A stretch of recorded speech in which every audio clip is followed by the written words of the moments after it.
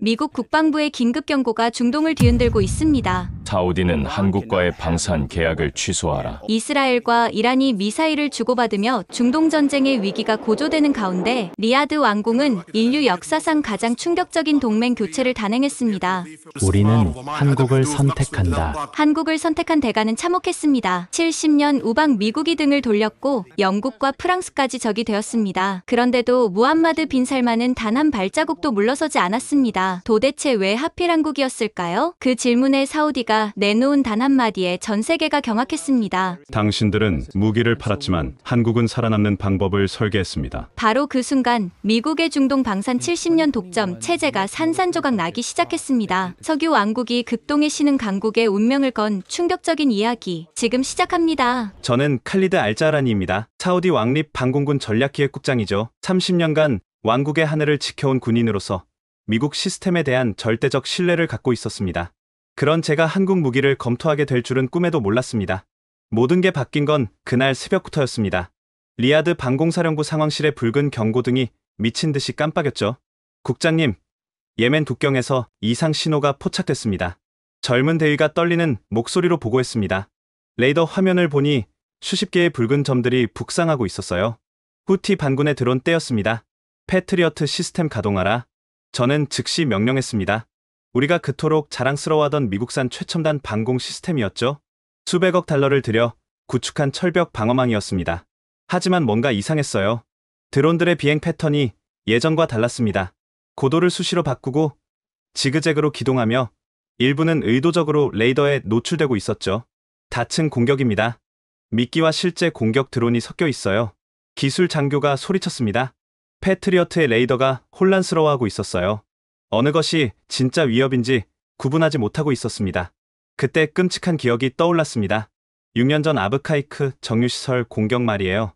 그날도 우리는 수십억 달러짜리 방공망을 갖고 있었지만 단 한 대의 드론도 막지 못했습니다. 세계 석유 생산의 5%가 한순간에 마비됐죠. 발사 승인 요청합니다. 승인한다. 모든 표적을 요격하라. 패트리어트 미사일이 연달아 발사됐습니다. 하늘에서 섬광이 번쩍였어요. 몇 대는 격추됐지만 나머지는 계속 북상했습니다. 우리의 요격률은 겨우 65%에 불과했어요. 이런 식으로는 메카를 지킬 수 없다. 저는 주먹으로 테이블을 쳤습니다. 손이 떨렸어요. 만약 이 드론들이 성지를 공격한다면? 라마단 기간에 수백만 순례자가 모인 그곳을 공격한다면?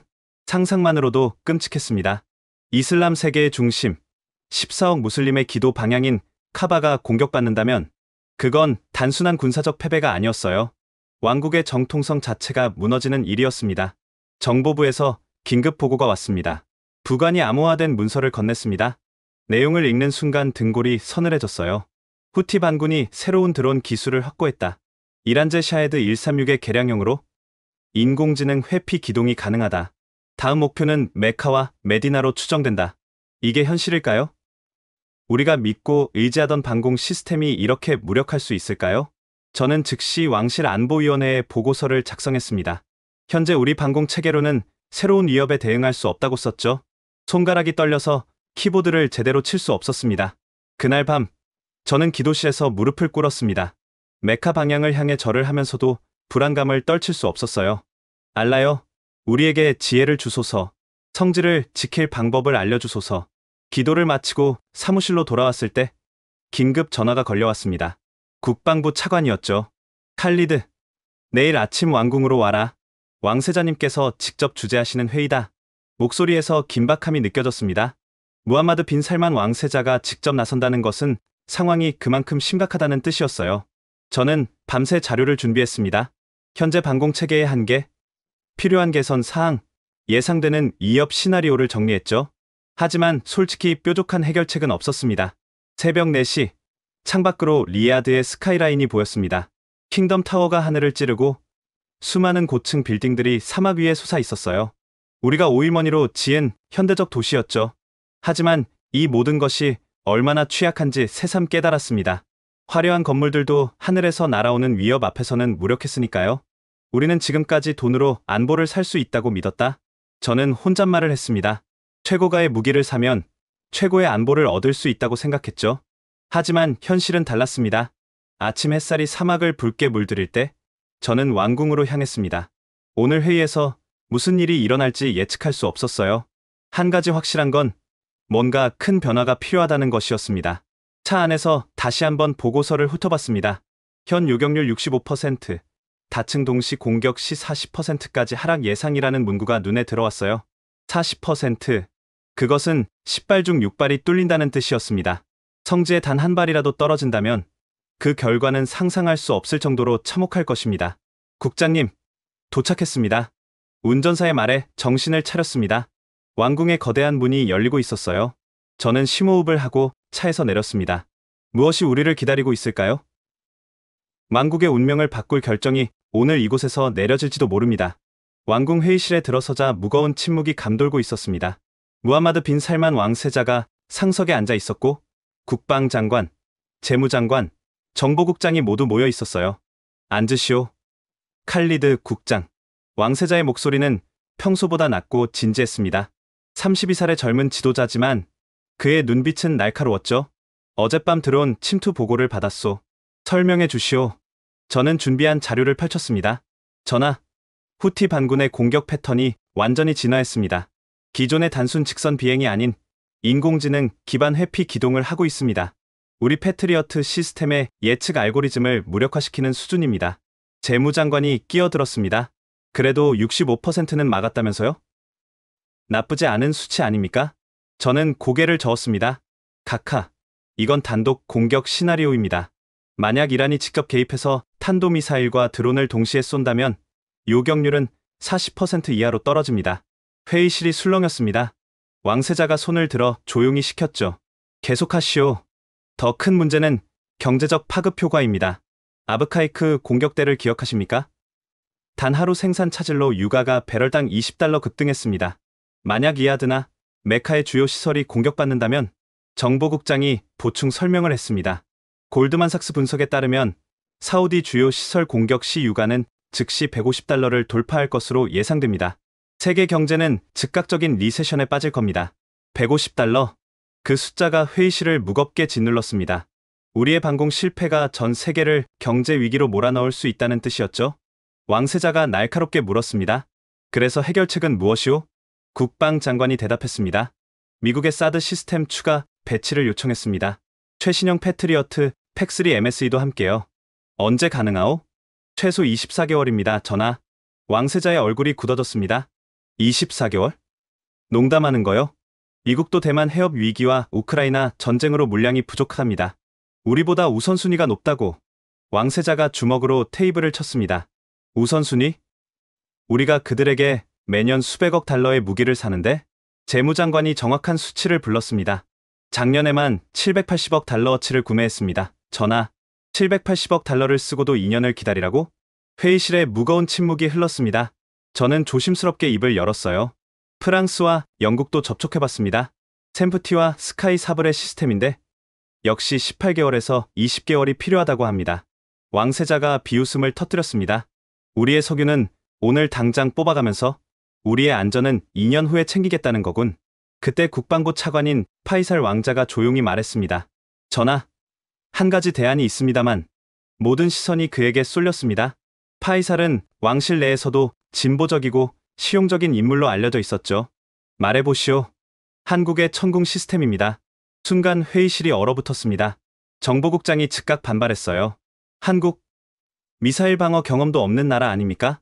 폴란드가 작년에 도입했습니다. 성능이 기대 이상이라고 들었습니다. 종교부 대표가 격하게 반대했습니다. 말도 안 됩니다. 카피르의 무기로 성지를 지킨다고요? 두 성지의 수호자이신 국왕 폐하께서 어떻게 생각하시겠습니까? 하지만 파이살은 침착했습니다. 3개월이면 배치 가능하답니다. 3개월 대 24개월. 선택은 명확하지 않습니까? 왕세자가 관심을 보였습니다. 3개월? 확실한가? 한국 방산청에서 비공식 확인을 받았습니다. 이미 양산 체제가 갖춰져 있고 폴란드 수출로 실전 검증도 끝났다고 합니다. 저는 속으로 놀랐습니다. 파이살이 이미 한국과 접촉했다니 그는 생각보다 훨씬 앞서 움직이고 있었어요. 재무장관이 물었습니다. 가격은? 미국 시스템의 70% 수준입니다. 또 한 번 술렁임이 일었습니다. 더 싸면서 더 빨리 받을 수 있다니. 하지만 반대도 만만치 않았습니다. 검증되지 않은 시스템입니다. 미국이 가만히 있지 않을 겁니다. 이슬람 국가의 자존심은 어디에 두고? 격론이 벌어졌습니다. 저는 가만히 듣고만 있었어요. 솔직히 저도 혼란스러웠습니다. 30년간 미국 시스템만 다뤄온 제게 한국 무기는 너무 생소했으니까요. 왕세자가 손을 들어 토론을 중단시켰습니다. 칼리드 국장, 전문가로서 의견을 말해보시오. 모든 시선이 제게 쏠렸습니다. 저는 신중하게 말을 골랐어요. 저는 평생 미국 시스템을 신뢰해왔습니다. 하지만 지금은 평시가 아닙니다. 24개월은 너무 깁니다. 그 사이 무슨 일이 일어날지. 그래서 최소한 검토는 해볼 가치가 있다고 생각합니다. 보수파들이 저를 배신자 보듯 쳐다봤습니다. 하지만 저는 군인입니다. 자존심보다 국가 안보가 우선이었어요. 왕세자가 결정을 내렸습니다. 파이살, 한국 측 자료를 가져오시오. 일주일 안에 검토하고 결정하겠소. 알겠습니다, 전하. 회의가 끝나고 저는 파이살을 따로 불렀습니다. 정말 3개월이면 가능합니까? 그가 미소를 지었습니다. 칼리드, 세상이 바뀌고 있습니다. 우리도 바뀌어야 해요. 내일 오후에 한국 자료를 보내드리겠습니다. 왕궁을 나오면서 하늘을 올려다봤습니다. 맑고 푸른 사우디의 하늘. 이 평화로운 하늘이 언제까지 지속될까요? 150달러라는 숫자가 계속 머릿속을 맴돌았습니다. 우리의 실패가 전 세계를 위기로 몰아넣을 수 있다는 무거운 책임감이 어깨를 짓눌렀어요. 과연 한국이라는 낯선 나라가 우리의 해답이 될 수 있을까요? 아니면 또 다른 실망으로 끝날까요? 곧 알게 될 것입니다.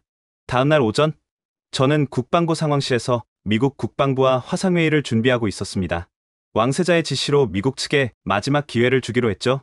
화면에 펜타곤 중동 담당 차관보 마크 밀러스타인이 나타났습니다. 그의 표정은 평소처럼 거만했어요. 좋은 아침이네 칼리드. 무슨 일로 긴급 회의를 요청했나? 라고 영어로 말했습니다. 저는 단도직입적으로 말했습니다. 사드와 패트리어트 추가 배치 일정을 앞당겨야 합니다. 24개월은 너무 깁니다. 그가 한숨을 쉬었습니다. 칼리드, 이미 설명했잖아. 우크라이나와 대만이 우선이야. 생산 라인도 풀가동 중이고. 라고 영어로 대답했습니다. 우리가 작년에 780억 달러를 썼습니다. 그건 F-35와 에이브람스 탱크 계약이잖아. 방공 시스템은 별개 문제야. 라고 영어로 말했습니다. 저는 화가 치밀어 올랐지만 참았습니다. 마크, 우리 석유 시설이 공격받으면 어떻게 되는지 알죠? 유가 150달러는 미국 경제도 직격탄입니다. 그래서 우리가 이지스함을 홍해에 배치했잖아. 라고 영어로 답했습니다. 그것만으론 부족합니다. 육상 방공망이 시급해요. 그가 서류를 뒤적이더니 말했습니다. 좋아. 특별히 배려해서 18개월로 단축해주지. 라고 영어로 제안했습니다. 18개월. 조금 나아졌지만 여전히 너무 길었습니다. 더 빠른 방법은 없습니까? 있지. 중고 패트리어트를 미퍼비시에서 보내면 10개월이야. 성능은 70% 정도지만. 라고 영어로 말했습니다. 중고품을 보내겠다는 말에 자존심이 상했습니다. 우리가 국어라는 것도 아니고 정가를 다 내는데 말이죠. 새 장비로 10개월은 불가능합니까? 마크가 짜증스럽게 말했습니다. 칼리드, 현실을 봐.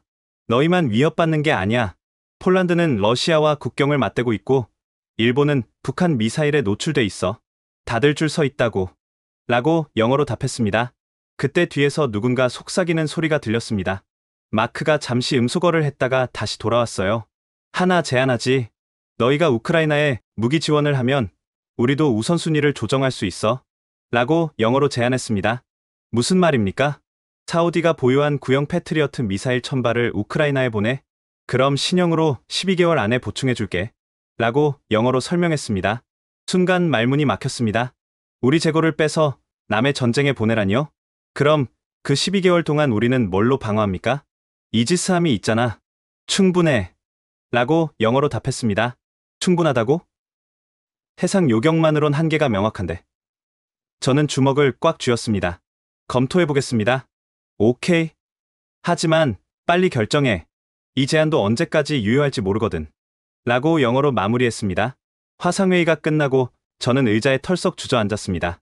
30년 우방이 이런 식으로 나온다니? 우리의 안보를 볼모로 거래를 하려 하다니요. 곧바로 프랑스 탈레스사와 연락을 취했습니다. 에마뉘엘 듀부아 중동 담당 이사가 응답했어요. 봉주르, 칼리드, 우리 샘프티 시스템에 관심이 있다고? 라고 프랑스어 억양의 영어로 말했습니다. 네. 긴급 도입이 필요합니다. 트레비앙, 우리 시스템은 유럽의 정수입니다. 나토 표준이죠. 라고 자랑스럽게 말했습니다. 납기가 관건입니다. 언제 가능합니까? 그가 계산기를 두드리는 소리가 들렸습니다. 응. 표준 절차대로라면 20개월입니다. 너무 깁니다. 단축할 방법은? 있죠. 프랑스 육군 물량을 돌리면 14개월. 물론 프리미엄이 붙겠지만 라고 제안했습니다. 또 프리미엄입니다. 위기 상황을 이용해 가격을 올리려는 속셈이 뻔했어요. 얼마나 추가됩니까? 30% 정도? 긴급 처리 비용이니 이해해 주시길 라고 답했습니다. 30% 할증에 14개월. 이것도 만족스럽지 않았습니다. 더 빠른 방법은 없습니까? 에마뉘엘이 목소리를 낮췄습니다. 칼리드, 솔직히 말하지. 카타르가 먼저 계약했어. 그들 물량이 끝나야 너희 차례야. 비즈니스는 선착순 아니겠어? 라고 설명했습니다. 카타르, 우리의 이웃이자 경쟁국. 그들이 먼저 손을 썼다니. 영국은 어떻습니까? 스카이 사브레는 비슷해. BAE 시스템즈도 백로그가 18개월치 쌓여 있다더군. 라고 답했습니다. 막막했습니다. 모두가 우리의 급한 사정을 알고 있었고 그걸 이용하려 했어요. 저는 마지막으로 물었습니다. 혹시 다른 대안을 아십니까? 에마뉘엘이 잠시 망설이다 말했습니다. 이스라엘이 아이언돔을 수출한다던데. 아, 너희는 이스라엘하고 사이가 안 좋지. 그 외에는? 터키. 아니다. 그들도 너희랑 지역 라이벌이지. 응. 아, 한국이 뭔가 만든다고 들었는데? 라고 언급했습니다. 한국이요? 왜? 천궁인가 뭔가. 폴란드가 샀다더군. 나토 회의에서 폴란드 애들이 자랑하길래. 라고 설명했습니다. 프랑스 사람 입에서도 한국이 나왔습니다. 성능은 어떻습니까? 몰라. 우리 시스템이 최고니까 관심 없어. 하지만 폴란드가 추가 주문했다니 나쁘진 않겠지? 라고 답했습니다. 통화를 끝내고 저는 깊은 한숨을 쉬었습니다. 미국도, 프랑스도, 영국도 모두 우리를 우선순위에서 뒤로 밀었어요. 그들에게 우리는 그저 돈 많은 호구였을까요? 위기의 순간에 진짜 친구가 누구인지 알 수 있다고 했는데 우리에겐 진짜 친구가 없었습니다. 바로 그때 파이살에게서 메시지가 왔습니다. 한국 자료 보냈습니다. 한번 보시죠. 저는 암호화된 파일을 열었습니다. 그리고 첫 페이지를 보는 순간 눈이 커졌어요. 3개월 내 전력화 보장, 중동 환경 최적화 완료, 실전 검증 완료. 정말일까요? 아니면 또 다른 빈 약속일까요? 하지만 이미 서방 동맹국들에게 충분히 실망했습니다. 이제는 새로운 가능성을 진지하게 검토해야 할 때인지도 모릅니다. 적어도 그들은 우리를 호구로 보지는 않겠죠. 한국 자료를 검토하던 중 파이살 왕자가 제 사무실을 찾아왔습니다. 그의 표정은 심각했어요. 칼리드, 우리 둘만의 대화로 남겨주길 바라네. 저는 고개를 끄덕이고 문을 잠갔습니다. 그가 조심스럽게 말을 꺼냈어요. 어제 왕세자님과 단독 면담을 했네. 한국 옵션에 대해 진지하게 고려하고 계셔. 하지만 반대가 만만치 않을 텐데요. 그래서 자네 의견이 중요해. 30년간 방공 체계를 다뤄온 전문가 아닌가. 저는 모니터에 띄운 한국 자료를 가리켰습니다. 솔직히 인상적입니다. 스펙상으로는 패트리어트와 동등하거나 일부는 더 나은 수준이에요. 그런데? 하지만 실전 경험이 부족합니다. 폴란드 배치가 전부잖습니까? 파이살이 태블릿을 꺼내 무언가를 보여줬습니다. 이건 폴란드 국방부 내부 평가 보고서야. 작년 벨라루스 국경에서 있었던 일이네. 화면에는 폴란드어로 된 문서가 있었고 영어 번역이 함께 있었습니다. 내용을 읽으면서 점점 놀랐어요. 러시아제 오를란십 드론 편대를 100% 요격? 그것도 전자전 교란 상황에서 말이야. 미국 시스템은 교란에 취약한데 한국 것은 다중 주파수 백업이 있다더군. 흥미로운 내용이었습니다. 하지만 여전히 망설여졌어요. 그래도 우리가 아시아 국가 무기를 쓴다는 게. 파이살이 날카롭게 말했습니다. 칼리드, 1973년을 기억하나? 욤키푸르 전쟁 때 이스라엘이 우리를 어떻게 이겼지? 미국제 무기의 우위였죠. 아니야. 그들은 프랑스제 미라주도 썼고 영국제 센츄리온 탱크도 썼어. 심지어 체코제 무기까지. 그들은 살아남기 위해 출처를 가리지 않았네. 그 말이 가슴에 박혔습니다. 생존 앞에서 자존심이 무슨 소용일까요? 하지만 종교계의 반발이. 내가 데모스크 이맘들과 이미 접촉했네. 뭐라고요? 파이살이 미소를 지었습니다. 젊은 이맘들은 생각이 다르더군. 알라는 가장 강한 무기로 신자들을 지키라 하셨다고? 출처는 언급 안 하셨다면서. 영리한 해석이었습니다. 하지만 보수파들이 가만히 있지 않을 게 뻔했어요. 그때 노크 소리가 들렸습니다. 부관이었어요. 국장님, 압둘라 알셰이크 이맘이 오셨습니다. 파이살과 저는 눈을 마주쳤습니다. 말소문이 벌써 퍼진 모양이었어요. 80세의 보수파 거물 압둘라가 들어왔습니다. 그의 눈빛은 분노로 가득했죠. 파이살, 자네도 여기 있군. 좋아. 둘 다 들으라고 하지. 그는 지팡이로 바닥을 쾅 찍었습니다. 감히 카피르의 무기로 하람을 지킨다는 발상을 누가 했나? 이단도 이런 이단이 없네. 파이살이 침착하게 대답했습니다. 이만님, 한국은 우호국입니다. 우리 건설 프로젝트에도 참여하고 건설과 무기는 다르네. 성질을 지키는 신성한 임무를 불신자들에게 맡긴다고? 저는 조심스럽게 끼어들었습니다. 이만님, 기술은 종교가 없습니다. 우리도 미국 무기를 쓰는데 그들도 기독교 국가 아닙니까? 압둘라가 저를 노려봤습니다. 미국은 다르네. 70년 동맹이자 책의 백성이야. 하지만 한국은? 그들이 알라를 아는가? 파이살이 반박했습니다. 한국 무슬림이 20만 명입니다. 서울에 모스크도 있고요. 그들도 우리처럼 기도합니다. 20만. 5천만 중에 20만이 무슨 의미가 있나? 논쟁이 계속됐습니다. 압둘라는 완고했고 우리는 현실을 강조했죠. 이만님, 만약 메카가 공격받으면 어떻게 하시겠습니까? 제 질문에 그가 잠시 멈췄습니다. 알라께서 지켜주실 것이네. 알라께서는 우리에게 스스로를 지킬 의무도 주셨습니다. 최선의 수단을 찾는 것도 그 의무 아닐까요? 압둘라가 수염을 쓸어내렸습니다. 고민하는 기색이 역력했어요. 만약 말이네. 정말로 그것만이 유일한 방법이라면? 파이살이 기회를 놓치지 않았습니다. 3개월 대 24개월입니다. 이만님, 21개월 동안 메카가 위험에 노출되는 것과 출처가 다른 방패를 쓰는 것 중 어느 게 더 큰 죄일까요? 압둘라가 한참 침묵하다가 말했습니다. 내일 종교위원회를 소집하겠네. 하지만 약속은 못하네. 반대가 극심할 것이야. 그가 떠난 뒤 파이살이 안도의 한숨을 쉬었습니다. 첫 관문은 통과했네. 하지만 이제 시작일 뿐입니다. 그때 전화가 울렸습니다. 왕세자 비서실이었어요. 내일 오전 10시 국가안보회의가 열립니다. 한국 옵션이 공식 안건입니다. 드디어 물이 위로 올라왔습니다. 이제 숨길 수 없는 논쟁이 시작될 거예요. 저는 파이살에게 물었습니다. 한국 측과 실제로 접촉해 보셨습니까? 내 조카가 한국 하나에어로스페이스 중동 지사장과 아는 사이야? 비공식적으로 타진해봤지. 뭐라던가요? 자신들도 사우디 시장에 관심이 많대. 준비는 끝났다고. 가격은? 패트리어트의 70%. 협상 여지도 있고 숫자로만 보면 매력적이었습니다.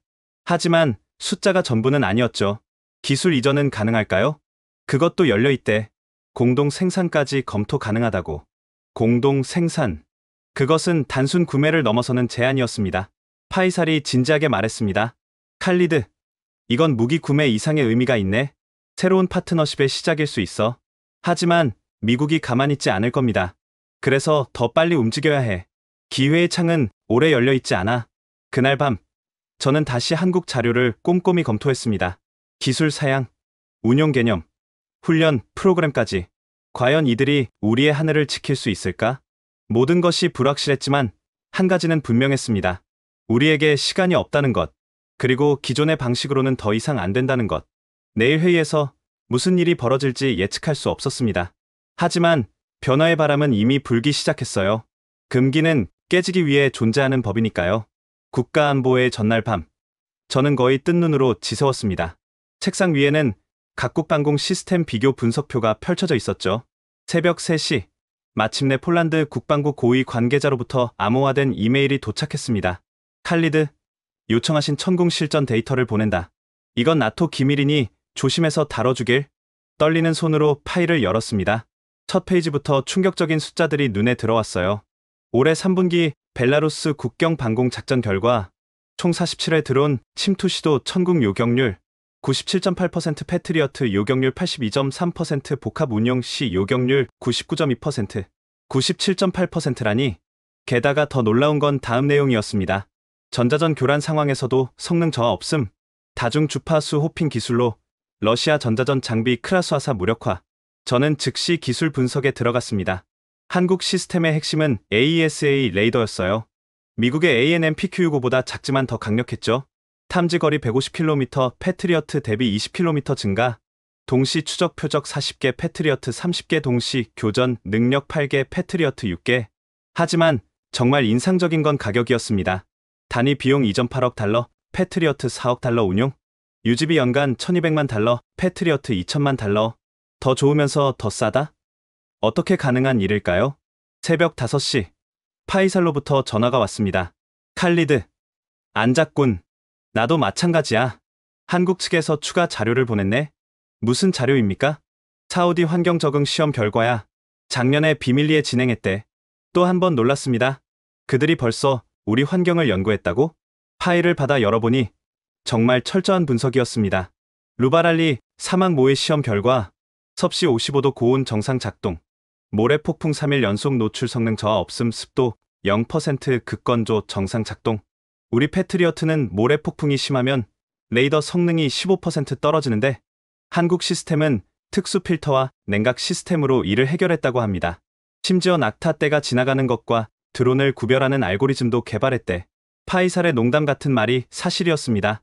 보고서에는 정말로 대형 동물 군집 이동과 저속 비행체 구별 기술이라고 적혀 있었어요. 아침 8시 국방부 기술진들과 긴급 회의를 가졌습니다. 베테랑 엔지니어인 사미르가 말했어요. 국장님, 이 수치들이 사실이라면 게임 체인저입니다. 하지만 검증이 필요하지 않겠습니까? 폴란드가 거짓말할 이유가 없죠. 그들도 러시아 위협이 실제니까요. 젊은 분석관 아미라가 손을 들었습니다. 저는 한국 시스템의 소프트웨어 구조를 분석해봤는데요. 인상적입니다. 오픈 아키텍처라서 우리가 원하는 대로 수정 가능해요. 무슨 뜻입니까? 미국 시스템은 블랙박스입니다. 건드리면 워런티가 날아가죠. 하지만 한국은 소스 코드 일부를 공개하고 우리가 커스터마이징할 수 있게 해준대요. 이건 정말 혁명적인 제안이었습니다. 우리만의 위협 환경에 맞게 조정할 수 있다는 뜻이니까요. 사미르가 계산기를 두드렸습니다.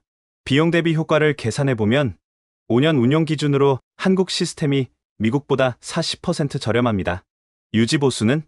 한국은 현지 정비 인력 양성을 포함한대요. 미국은 본국 기술자를 불러야 하는데 한국은 우리 사람을 훈련시켜준다는 거죠. 기술적 자립. 그것은 우리가 늘 꿈꿔온 것이었습니다.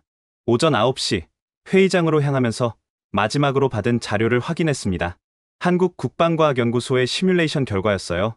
이란 파테의 1일형 탄도미사일 샤헤드 136 드론 동시 공격 시나리오, 패트리어트 단독 요격률 68%, 천궁 단독 요격률 89%, 통합 운용 요격률 96%, 89%. 이 숫자가 계속 머릿속을 맴돌았습니다. 회의장에 들어서니 이미 열띤 토론이 진행 중이었습니다. 왕세자가 저를 보고 물었어요. 칼리드 국장, 기술 검토 결과는?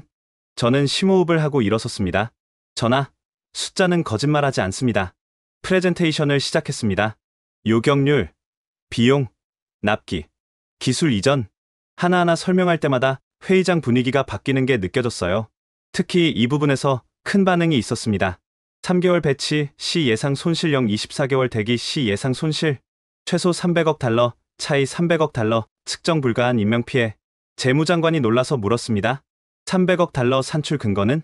하루 생산 차질 시 30억 달러 손실. 현재 위협 수준에서 최소 10일 이상 공격 가능성. 보수적으로 계산한 겁니다. 종교부 대표가 여전히 반대했습니다. 숫자가 전부는 아닙니다. 신앙의 문제가. 그때 파이살이 끼어들었습니다. 오스만 제국도 독일제 대포를 썼습니다. 심지어 성지수호 전쟁에서도요.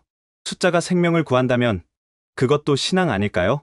2시간의 경론 끝에 왕세자가 결론을 내렸습니다. 칼리드 국장을 한국에 보내시오. 직접 보고 최종 판단하도록. 반대파들이 술렁였지만 왕세자는 단호했습니다. 숫자가 이 정도라면 볼 가치가 있소. 백문이 불여일견 아니겠소? 회의가 끝나고 저는 복잡한 심정으로 회의장을 나왔습니다. 숫자는 분명했습니다. 한국 시스템이 우월했죠. 하지만 숫자 너머의 것들, 신뢰와 경험과 검증은 어떨까요? 곧 제가 직접 확인하게 될 것입니다. 사우디 방공의 미래가 제 판단에 달렸다는 무거운 책임감을 안고서 말이죠. 과연 한국이라는 나라는 이 숫자들을 현실로 만들 수 있을까요? 한국 출장을 이틀 앞둔 저녁, 왕세자 전용 집무실로 긴급 호출을 받았습니다. 리야드 시내가 한눈에 내려다 보이는 최상층, 무함마드 빈 살만이 홀로 서 있었죠. 칼리드, 와주어서 고맙소. 32살의 젊은 지도자는 창밖을 바라보고 있었습니다. 석양에 물든 사막 도시가 황금빛으로 빛나고 있었어요. 전하, 부르신 이유가 먼저 이걸 보시오. 그가 태블릿을 건넸습니다. 화면에는 CIA 중동 분석 보고서가 떠 있었어요. 사우디의 한국 무기 도입 검토는 미국의 중동 영향력에 심각한 도전이 될 것임. 모든 수단을 동원해 저지피려. 저는 놀라서 왕세자를 바라봤습니다. 이게 어떻게? 우리에도 워싱턴에 친구가 있소. 그들이 얼마나 필사적인지 보이시오? 왕세자가 돌아서며 말했습니다. 칼리드, 당신은 날 어떻게 생각하시오? 갑작스러운 질문에 당황했지만 솔직하게 답했습니다. 개혁적이고 과감한 지도자라고 생각합니다. 전하, 그럼 내가 왜 여성 운전을 허용했다고 생각하시오? 시대적 요구였고, 아니요. 그가 단호하게 말했습니다. 생존을 위해서였소. 21세기에 여성의 절반을 경제에서 배제하고 어떻게 살아남겠소? 자존심과 전통만으로는 미래가 없소. 왕세자가 책상으로 걸어가 액자 하나를 들어 보였습니다. 그의 할아버지, 건국 군주 압두라지즈 왕의 사진이었죠. 할아버지는 영국제 총으로 왕국을 통일했소. 당시 보수파들은 크리스천의 무기를 쓴다고 반대했지만 할아버지는 개의치 않았소. 하지만 지금도 마찬가지요. 다만 영국이 한국으로 바뀌었을 뿐. 왕세자가 지도를 펼쳤습니다. 중동 전체가 한눈에 보였어요. 이란을 보시오. 제재에도 불구하고 미사일과 드론을 대량 생산하고 있소. 예멘, 시리아, 레바논, 이라크. 그들의 프록시가 우릴 포위하고 있지 않소? 그의 손가락이 지도 위를 움직였습니다. 북쪽엔 터키, 동쪽엔 이란, 남쪽엔 후티. 우리는 포위됐소. 그런데 우리의 방패는? 2년을 기다리라는 미국뿐. 전하, 비전 2030을 아시오? 물론 알고 있었습니다. 석유 의존 경제에서 벗어나 다각화하려는 야심찬 계획이었죠. 400개의 신도시, 네옴시티, 홍해 관광 프로젝트, 수조 달러가 투입되고 있소. 그런데 하늘이 뚫려 있으면 누가 투자하겠소? 왕세자의 논리는 명확했습니다. 경제 개혁을 위해선 안보가 필수라는 것. 칼리드, 내가 한국에 주목하는 이유를 아시오? 기술력 때문이 아닙니까? 그것도 있지만 그들의 역사요. 의외의 대답이었습니다. 한국은 70년 전만 해도 우리보다 가난했소. 전쟁으로 폐허가 됐고 자원도 없었지. 하지만 지금은 세계 10위권 경제 대국이죠. 정확하오. 그들은 아무것도 없는 상태에서 시작했소. 우리처럼 석유라는 행운도 없었지. 그런데 성공했소. 왕세자가 열정적으로 말을 이어갔습니다. 삼성, 현대, LG, 이제는 방산까지. 그들의 비결이 뭔지 아시오? 실용주의요. 자존심보다 실리, 명분보다 실제. 그게 그들을 여기까지 오게 했소. 그가 서류 뭉치를 가리켰습니다. 한국 정부가 보낸 제안서요.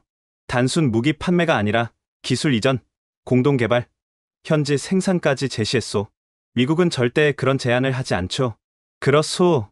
70년 동맹이라면서 우릴 여전히 고객으로만 보고 있소. 하지만 한국은 우릴 파트너로 보고 있소. 왕세자가 창가로 다시 걸어갔습니다.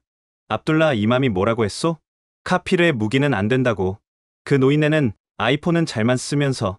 왕세자의 조롱에 저도 모르게 웃음이 나왔습니다. 칼리드, 난 이슬람을 사랑하오. 하지만 21세기 이슬람이어야 하오.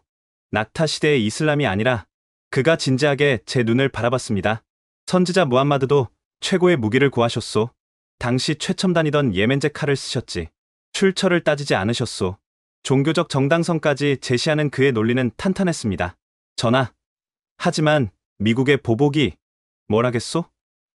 우리가 그들의 석유 공급을 끊으면 하루 만에 뉴욕 증시가 폭락할 텐데. 왕세자의 자신감은 대단했습니다. 하지만 저는 여전히 우려됐어요. 중국이나 러시아가 접근할 수도. 이미 접근했소. 중국은 DF-21 미사일을 제안했고 러시아는 S-400을 팔려고 하오. 하지만 난 거절했소. 왜 그러셨습니까? 그들과 손잡는 건 미국과 완전히 결별하는 것이오. 난 균형을 원하오. 한국은 미국 동맹이면서도 독자적이지 않소. 확실히 한국은 절묘한 위치에 있었습니다.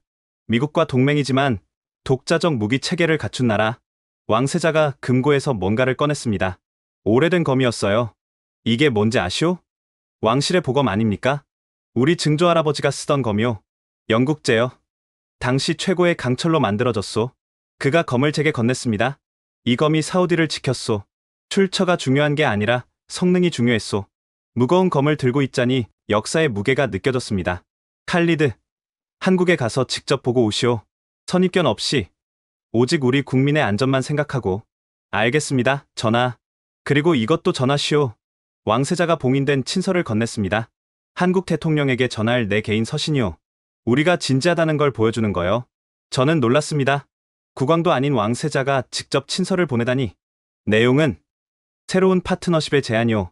방산을 넘어서는. 왕세자가 미소를 지었습니다. 한국이 우리의 네옴시티 스마트 기술 파트너가 되면 어떨까? 삼성과 현대가 참여한다면? 야심찬 구상이었습니다. 단순 무기 구매를 넘어 전략적 동반자 관계를 맺겠다는. 가서 그들의 진심을 확인하시오. 우리를 ATM으로 보는지 진짜 파트너로 보는지 반드시 확인하겠습니다. 제가 일어서려 하자 왕세자가 마지막으로 말했습니다. 칼리드, 역사는 용기 있는 자의 편이오. 우리 할아버지들이 그랬듯이. 집무실을 나오면서 많은 생각이 들었습니다. 젊은 왕세자의 비전과 열정, 그리고 현실적 판단력. 복도에서 파이사를 만났습니다. 어떠셨나? 전하께서 매우 단호하십니다. 당연하지. 이건 그분의 미래가 걸린 일이니까. 비전 2030이 성공하려면 안보가 필수야. 파이살이 목소리를 낮췄습니다. 미국 대사가 오늘도 3번이나 면담 요청을 했대. 필사적이더군. 뭐라고 하셨답니까? 왕세자님이 사냥 가셨다고. 매 사냥에는 시간이 걸린다고. 우리는 웃었습니다. 왕세자다운 위트였죠.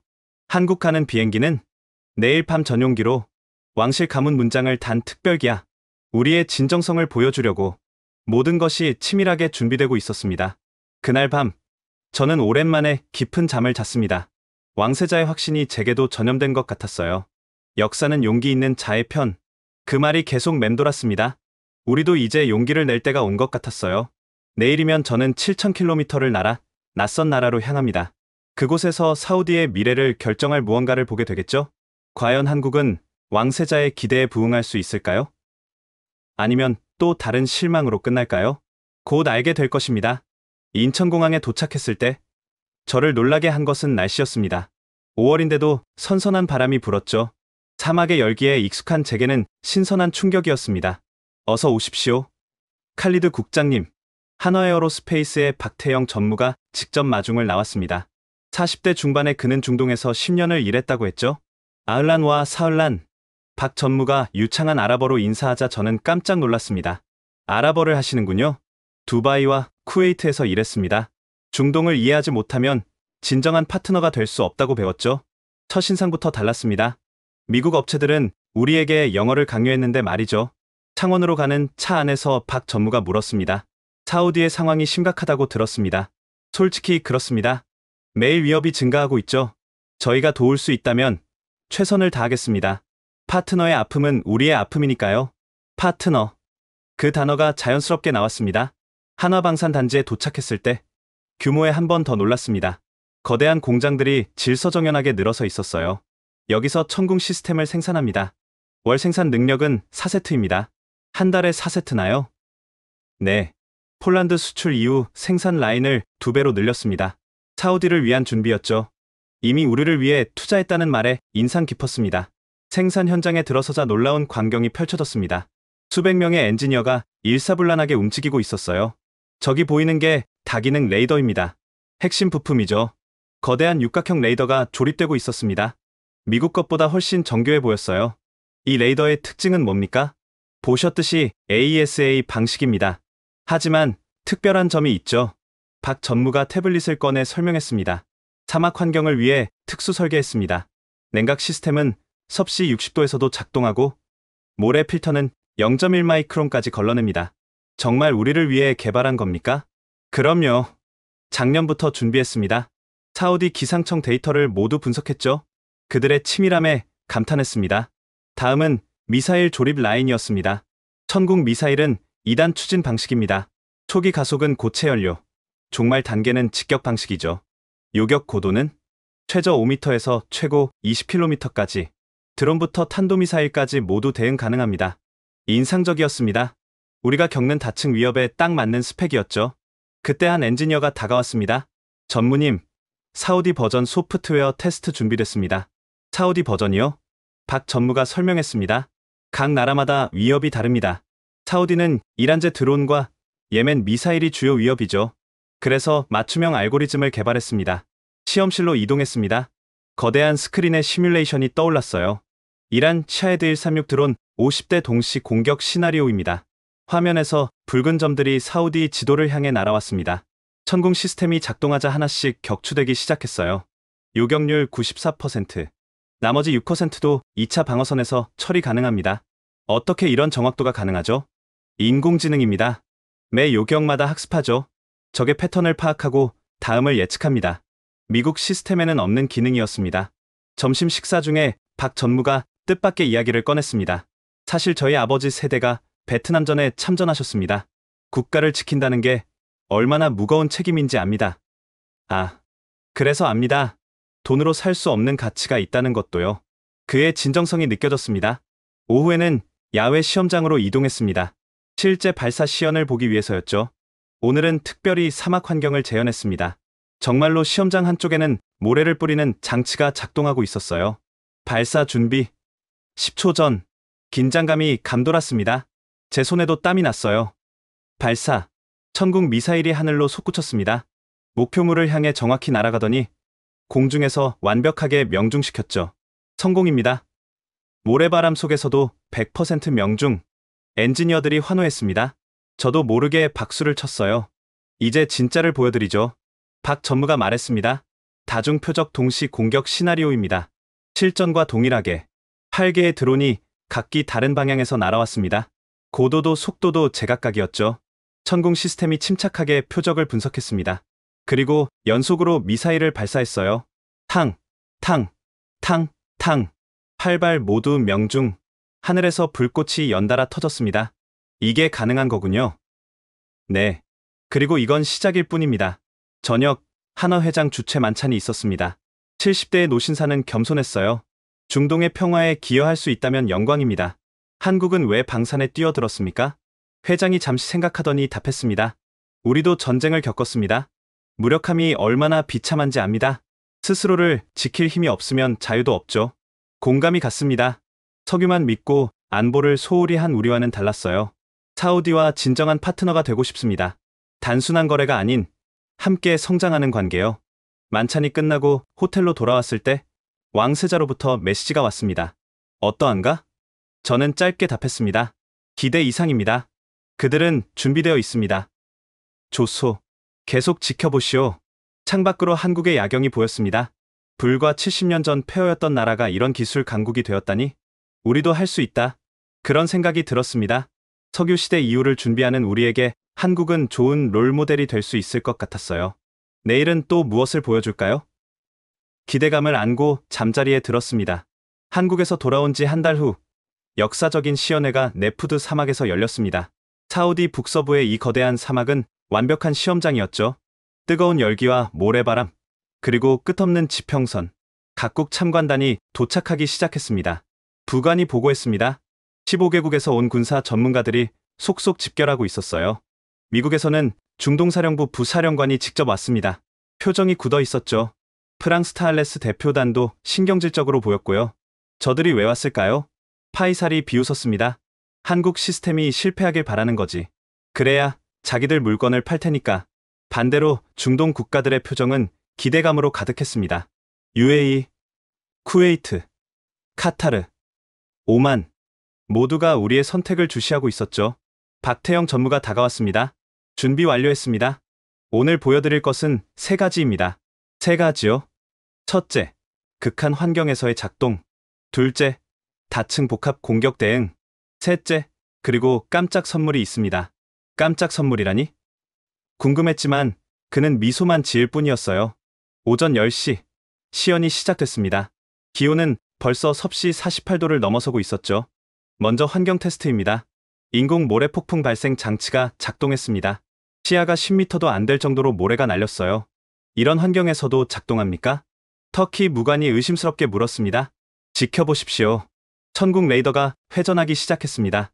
모래 폭풍 속에서도 선명한 신호를 잡아내고 있었어요. 표적 발견.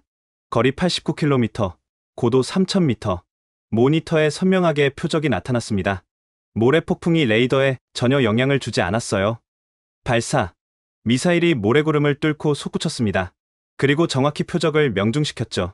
믿을 수 없군. 독일 관계자가 중얼거렸습니다. 다음은 온도 테스트였습니다. 장비 주변에 히터를 설치해 온도를 섭씨 60도까지 올렸어요. 전자장비가 견딜 수 있을까요? 일본 방위성 관계자가 걱정스럽게 물었습니다. 하지만 천궁은 아무 문제 없이 작동했습니다. 오히려 자체 냉각 시스템이 얼마나 효율적인지 보여줬죠. 이제 메인 이벤트입니다. 박 전무가 신호를 보냈습니다. 실제 중동 위협 시나리오를 재현했습니다. 이란제 샤헤드 드론, 예멘 후티의 개조 스커드, 그리고 정체불명의 순항미사일까지 참관단이 술렁였습니다. 이런 복합 시나리오는 처음이었거든요. 시작. 먼저 낮게 날아오는 드론 12대가 나타났습니다. 지그재그로 기동하며 레이더를 교란하려 했죠. 천궁이 침착하게 분석을 시작했습니다. 그리고 효율적으로 요격 순서를 정했어요. 팍, 팍, 팍. 연속으로 미사일이 발사됐습니다. 12대 모두 격추. 하나도 빠짐없이. 잠깐, 저게 뭡니까? 누군가 소리쳤습니다. 하늘 높이서 탄도미사일이 낙하하고 있었어요. 동시 공격입니다. 드론을 막느라 정신없는 사이 탄도미사일이 날아온 거죠. 실전에서 자주 쓰는 전술이었습니다. 하지만 천궁은 당황하지 않았습니다. 다른 발사대가 즉시 대응했어요. 수직으로 치솟은 요격 미사일이 하늘에서 탄도미사일과 만났습니다. 거대한 폭발음과 함께 성공적으로 요격, 동시에 두 가지 위협을 처리하다니 미군 장성이 놀라움을 감추지 못했습니다. 마지막으로 초저고도 순항미사일 4발이 동시에 날아왔습니다. 지상 50m 높이로 사막 지형을 따라 날아오는 것들이었죠. 저걸 잡을 수 있을까? 프랑스 기술자가 회의적으로 말했습니다.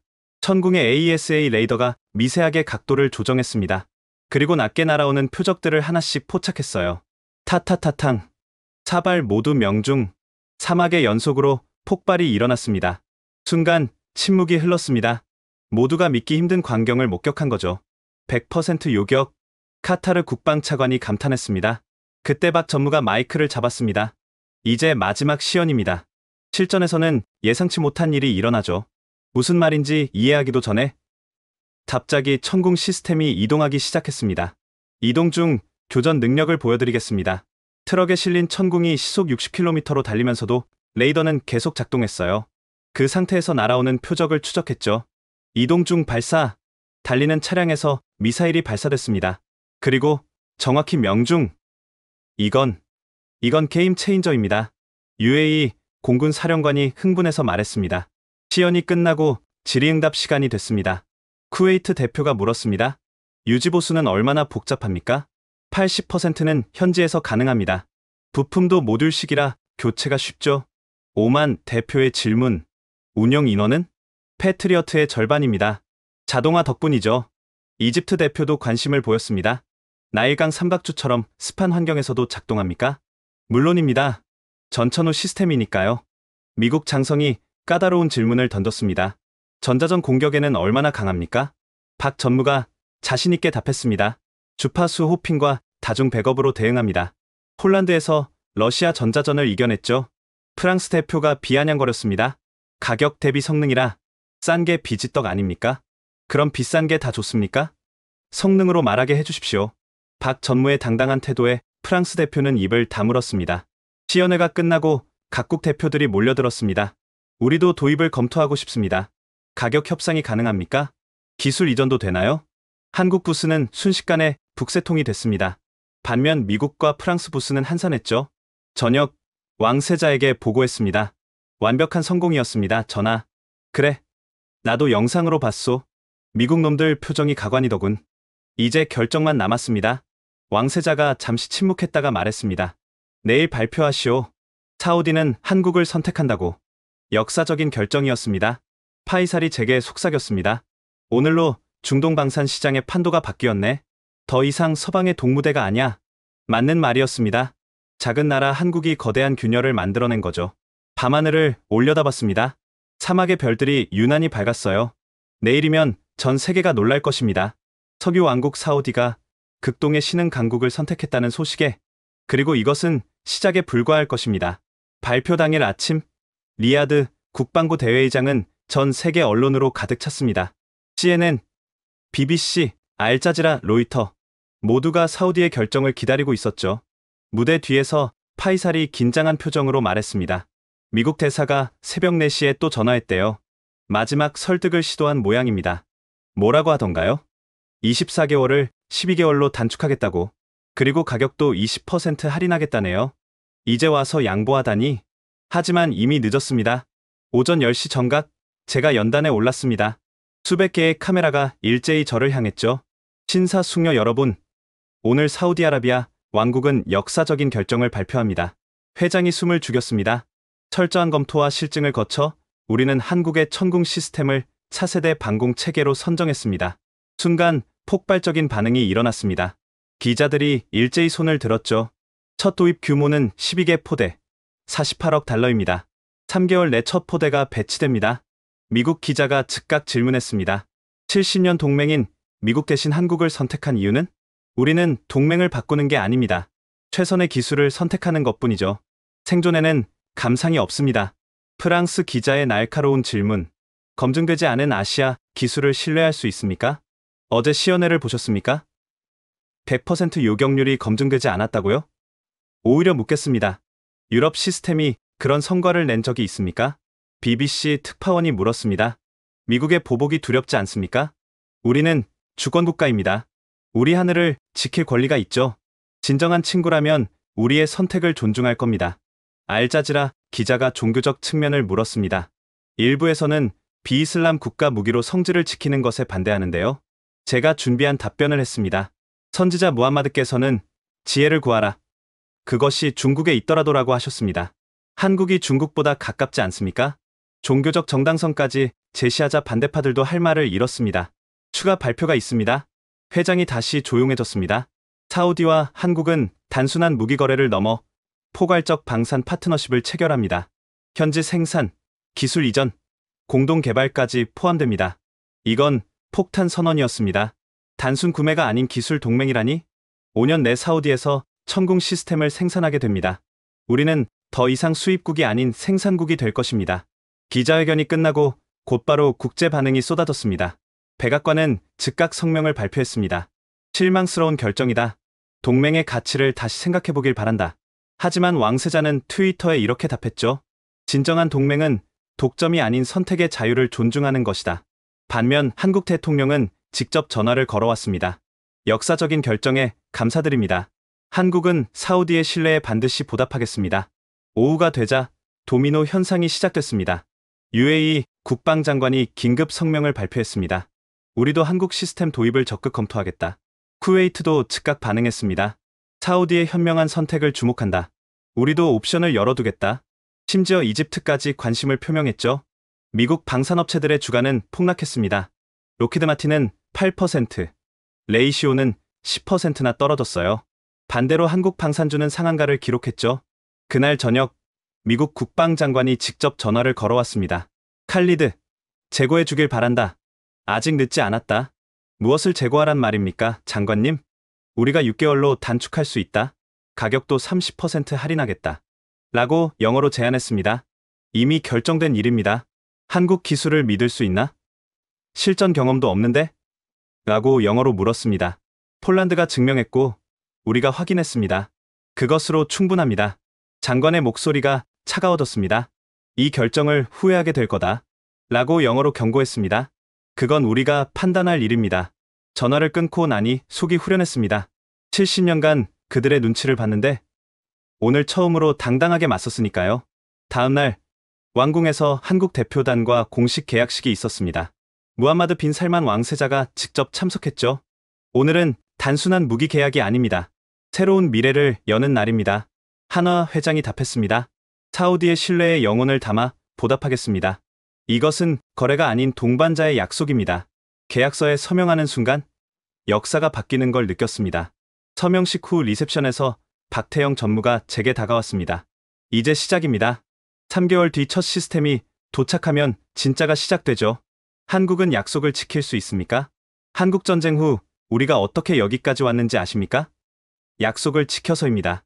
신뢰를 잃으면 우리 같은 작은 나라는 살아남을 수 없으니까요. 그의 말에 무게가 있었습니다. 리셉션장 한쪽에서는 각국 대표들이 한국 팀을 둘러싸고 있었어요. 우리도 협상하고 싶다. 기술 이전 조건을 듣고 싶다. 공동 개발은 어떤 방식으로? 미국과 프랑스 대표들은 구석에서 어두운 표정으로 속삭이고 있었죠. 파이살이 샴페인 잔을 들며 말했습니다. 축배를 들자. 왕국의 새로운 시작을 위해 모두가 잔을 들었습니다. 밖으로 나오니 리야드의 하늘이 유난히 맑았습니다. 3개월 뒤면 저 하늘을 한국 기술이 지키게 될 것입니다. 70년 만의 변화였죠. 과연 우리의 선택이 옳았을까요? 시간이 증명해 줄 것입니다. 하지만 한 가지는 확실했습니다. 우리는 더 이상 누구의 눈치도 보지 않고 우리의 미래를 선택했다는 것. 그것만으로도 큰 의미가 있었습니다. 계약 발표 일주일 후 중동 전역이 들썩이기 시작했습니다. 제 사무실 전화는 하루 종일 울렸죠. 칼리드 국장님, UAE 국방차관입니다. 내일 리야드로 가도 될까요? 쿠웨이트 왕실에서 특사를 보내겠답니다. 카타르 국방장관이 비공식 면담을 요청하는데요. 파이살이 웃으며 들어왔습니다. 인기 폭발이군. 모두가 한국 시스템을 원해. 예상은 했지만 이 정도일 줄은. 가장 먼저 움직인 건 UAE였습니다. 두바이의 통치자 셰이크 모하메드가 직접 전화를 걸어왔어요. 칼리드, 우리도 천궁이 필요하다. 사우디가 확인해줬으니 의심의 여지가 없지. 한국 측과 연결해드리겠습니다. 전하. 아니, 더 큰 그림을 그리고 싶다. 사우디와 UAE가 공동으로 한국과 협상하면 어떻겠나? 흥미로운 제안이었습니다. 걸프 국가들이 연합해서 협상하면 더 좋은 조건을 받을 수 있죠. 다음 날 두바이에서 온 특사단이 도착했습니다. UAE 국방차관 라시드 알막툼이 단도직입적으로 말했어요. 우리는 8개 포대를 원한다. 그리고 현지 생산 시설도 함께. 현지 생산이요? 사우디만 생산하면 우리는 뭐가 되나? 우리도 기술을 원한다. 경쟁 심리가 작동하고 있었습니다. 하지만 이는 한국에게도 좋은 기회였죠. 박태영 전무와 화상회의를 했습니다. UAE도 원한다고요? 물론 환영이죠. 중동 전체가 우리 고객이 되는 겁니다. 조건은 맞출 수 있습니까? 걸프 지역 통합 생산 체계를 제안하죠. 사우디는 레이더, UAE는 미사일, 쿠웨이트는 발사대. 어떻습니까? 천재적인 아이디어였습니다. 각국이 부품을 나눠 생산하면 모두가 기술을 갖게 되죠. 이틀 후 쿠웨이트 특사가 도착했습니다. 그들의 관심사는 달랐어요. 우리는 이라크 국경이 걱정이다. 이란의 민병대가 로켓을 쏠 수 있거든. 천궁 시스템이 완벽한 해답입니다. 사우디와 같은 조건을 받을 수 있나? 물론입니다. 오히려 공동 구매로 더 나은 조건을 만들 수 있죠. 일주일 만에 상황이 완전히 바뀌었습니다. 미국 일변도였던 걸프 방산 시장에 거대한 균열이 생긴 거죠. 가장 극적인 건 카타르였습니다. 그들은 사우디와 사이가 좋지 않았는데도 연락해왔어요. 적의 적은 친구라고 하지 않나? 카타르 국방장관이 비밀 회동에서 말했습니다. 우리도 후티의 위협을 받고 있다. 사우디와 같은 고민이지. 한국 시스템 도입을 검토하시는 겁니까? 이미 결정했다. 6개 포대를 주문하겠다. 조건은 사우디와 동일하게. 놀라운 일이었습니다. 지역 갈등을 넘어 공동의 위협에 함께 대응하겠다는 거니까요. 미국의 반응은 즉각적이었습니다. 국무부 중동 담당 차관보가 긴급 순방에 나섰죠. 여러분이 미국을 떠나면 안보 공백이 생긴다. 라고 영어로 호소했습니다. 그가 리야드에서 열린 GCC 국방장관 회의에서 호소했습니다. 하지만 오만 국방장관이 반박했습니다. 공백. 2년을 기다리라는 게 공백 아닌가? 우리 패트리어트 시스템은 40년의 실전 경험이 있다. 라고 영어로 주장했습니다. 그 40년 된 시스템이 작년 예멘 드론을 못 막았잖아. 분위기가 싸늘해졌습니다. 미국의 설득은 오히려 역효과를 냈죠. 프랑스도 필사적이었습니다. 마크롱 대통령이 직접 나섰어요. 유럽과 중동의 전통적 유대를 생각해달라. 라고 프랑스어 억양의 영어로 말했습니다. 하지만 UAE 통치자가 일침을 놨습니다. 전통. 위기의 순간에 18개월을 기다리라는 게 전통인가? 한국 정부도 발빠르게 움직였습니다.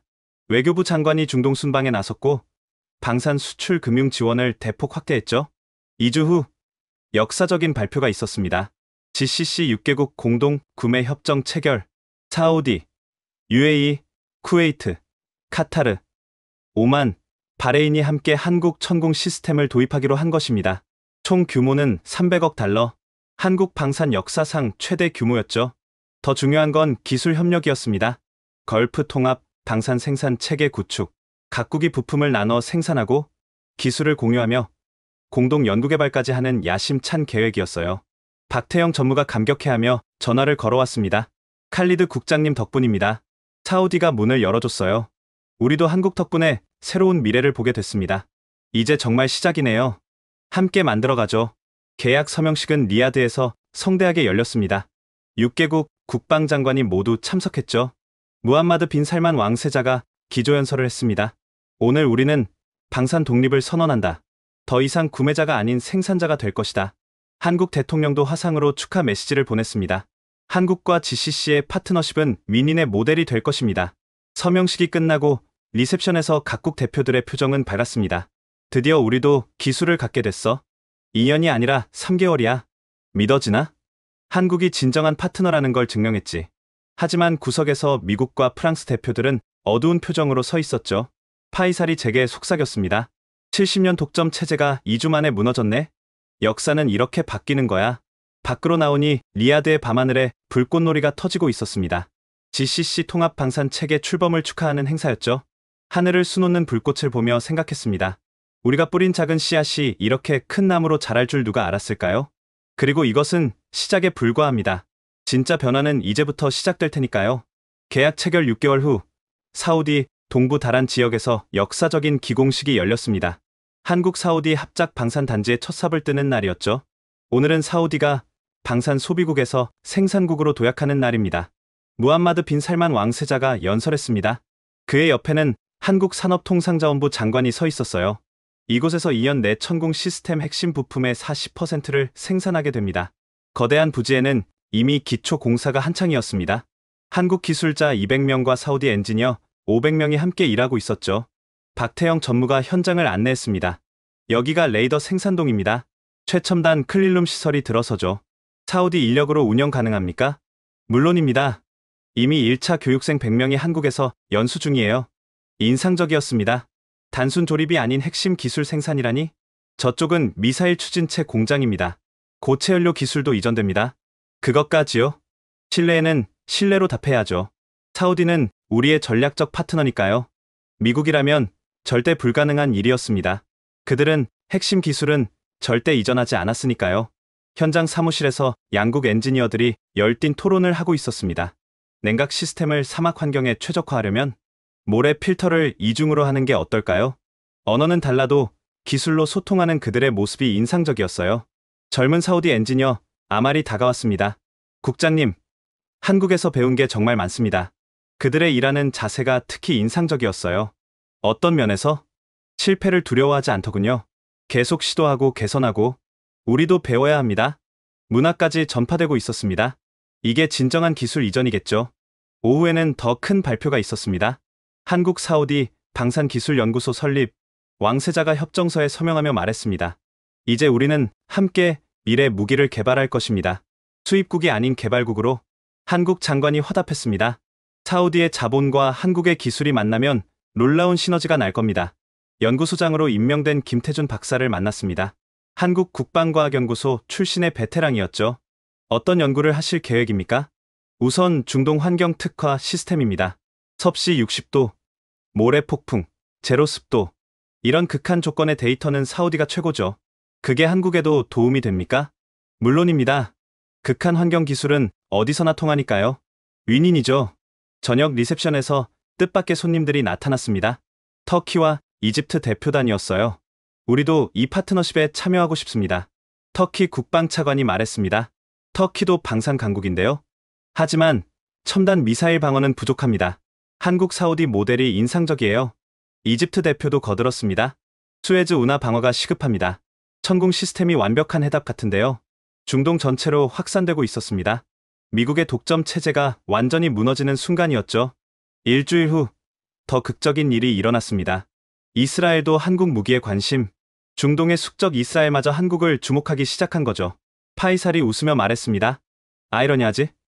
아랍과 이스라엘이 같은 무기 체계를 쓰게 될지도, 평화에 기여할 수도 있겠네요. 맞아. 같은 시스템을 쓰면 서로를 더 잘 이해하게 되니까. 한편 현장에서는 놀라운 일이 일어나고 있었습니다. 첫 사우디산 부품이 생산된 것입니다. 천궁 레이더의 냉각팬이었죠. 작은 부품이지만 의미는 컸습니다. 메이드 인 사우디. 젊은 엔지니어들이 환호했습니다. 자부심이 대단했어요. 품질 검사를 맡은 한국 기술자가 엄지를 들어 올렸습니다. 완벽합니다. 한국 생산품과 동일한 품질이에요. 정말입니까? 오히려 일부 수치는 더 좋네요. 역시 정밀 작업에는 사우디 손재주가 최고예요. 서로를 인정하고 존중하는 모습이 보기 좋았습니다. 3개월 후, 첫 현지 생산 천궁 시스템이 롤아웃됐습니다. 60%가 사우디에서 만든 부품이었죠. 이것이 진정한 기술 독립입니다. 왕세자가 완성된 시스템을 보며 감격했습니다. 이제 우리도 할 수 있다는 걸 증명했어요. 박태영 전무가 제게 말했습니다. 한국도 50년 전엔 이랬습니다. 처음엔 조립만 하다가 이제는 수출까지 하죠. 사우디도 그렇게 될 겁니다. 그때까지 한국이 도와주시겠습니까? 물론이죠. 진정한 동반자니까요. 함께 성장하는 거예요. 밤에 숙소로 돌아오며 생각했습니다. 단순한 무기 거래로 시작한 일이 이렇게 큰 변화를 만들어냈다니? 일자리가 생기고 기술이 전수되고 자신감이 자라났습니다.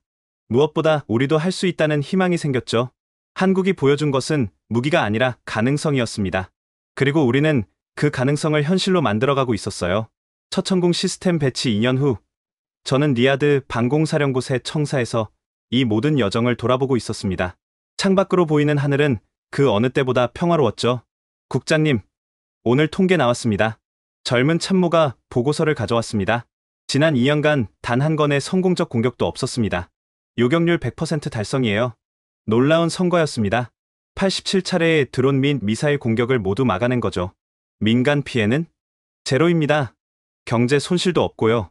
2년 전 우려했던 $150 유가 시나리오는 기후가 됐습니다. 완벽한 방어 덕분에 석유 시설은 안전했고 국제 유가도 안정됐죠. 더 놀라운 건 파급 효과였습니다. 외국인 직접 투자가 전년 대비 35% 증가했습니다. 파이살이 경제 보고서를 보여줬습니다. 안전하다는 인식이 퍼지면서 투자가 몰리고 있어요. 네옴시티 프로젝트도 가속화됐고 비전 2030은 순조롭게 진행되고 있었습니다. 안보가 경제 발전의 기반이 된 거죠. 한국 기업들도 대거 진출했죠. 삼성, 현대, LG, SK 다들 중동 거점을 사우디로 옮겼어요. 우리가 그들의 기술을 신뢰했으니 그들도 우리를 신뢰하는 거죠. 방산 협력이 전체 경제 협력으로 확대된 것입니다. 국제 정세도 크게 바뀌었습니다. 미국은 결국 현실을 받아들였죠. 이제 미국도 한국을 인정합니다. 외교부 차관이 브리핑했습니다. 펜타곤에서 한국 천궁 시스템 도입을 검토한다는데요. 미국이요? 아이러니하죠. 자기들이 그렇게 반대하더니 이제는 성능을 인정한 거예요. 실제로 나토 회의에서 천궁 시스템이 새로운 표준으로 논의되고 있었습니다. 폴란드의 성공 사례가 유럽 전체로 퍼진 거죠. 가장 큰 변화는 사우디 내부였습니다. 방산 분야 일자리가 3만 개 창출됐습니다. 인력개발부 보고서였습니다. 엔지니어 12,000명, 기술자 13,000명, 연구원 5,000명, 모두 고급 일자리죠. 젊은이들의 인식도 바뀌었습니다. 더 이상 석유에만 의존하지 않고 기술로 미래를 만들 수 있다는 자신감이 생겼어요. 한국과의 관계는 혈맹 수준이 됐습니다. 내년에 한 사우디 정상회담이 리야드에서 열립니다. 의제는 우주 개발 협력입니다. 한국의 누리호 기술과 우리의 자본이 만나는 거죠. 방산에서 시작한 협력이 우주까지 확대됐습니다. 어느 날 한국 대사관에서 특별한 행사가 열렸습니다. 첫 사우디 여성 방산 엔지니어 100명의 졸업식이었죠. 여러분은 선구자입니다. 제가 축사를 했습니다. 기술에는 성별이 없습니다. 오직 실력만 있을 뿐이죠. 그들 중 한 명인 누라가 대표로 답사를 했습니다. 한국이 우리에게 기회를 줬습니다. 이제 우리가 사우디의 미래를 만들겠습니다. 왕세자의 개혁과 한국의 기술이 만나 새로운 변화를 만들어낸 것입니다. 2년이 지난 지금 중동의 방산 지도는 완전히 바뀌었습니다. 현재 중동 신규 방공 시스템의 55%가 한국산입니다. 국제 방산 시장 보고서의 내용이었죠. 미국 점유율은 30%로 떨어졌고요. 격세지감이었습니다. 불과 2년 만에 판도가 크게 바뀐 거예요. 마지막으로 박태영 전무를 만났습니다. 그는 이제 한화중동 총괄 사장이 되어 있었죠. 처음 만났을 때가 엊그제 같은데? 벌써 2년이네요.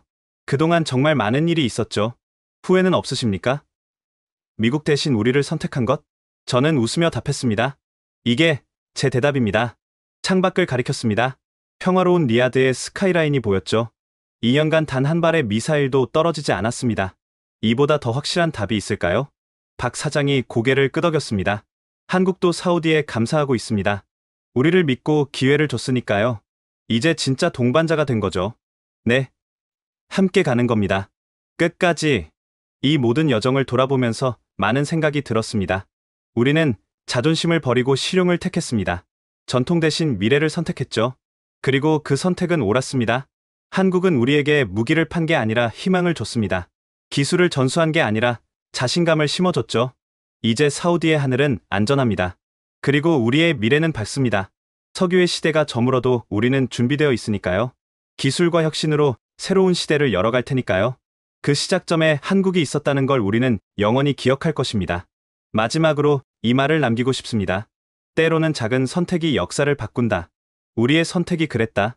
지금까지 석유 왕국 사우디아라비아가 70년 우방을 버리고 극동의 신흥 강국을 선택한 이야기 어떠셨나요? 자존심과 전통에 갇혀있던 왕국이 생존을 위해 실용을 택하자 놀라운 변화가 시작됐습니다. 단순한 무기 구매가 아닌 진정한 기술 동맹으로 발전했죠. 한국은 사우디에게 가능성을 보여줬고 사우디는 한국에게 기회를 제공했습니다. 서로를 신뢰하고 존중하며 함께 성장하는 모습. 이것이 진정한 파트너십 아닐까요? 오늘날 우리나라 방산 기술이 세계 곳곳에서 생명을 지키고 평화를 수호하고 있다는 사실, 정말 자랑스럽지 않으신가요? 이 놀라운 K방산의 성공 스토리를 더 많은 분들과 나누고 싶으시다면 영상 공유 부탁드립니다. 세계가 인정한 한국의 기술력을 널리 알려주세요. 구독과 좋아요는 더 많은 숨겨진 이야기를 전해드리는 힘이 됩니다. 지금까지 원더풀 해외사연이었습니다. 감사합니다.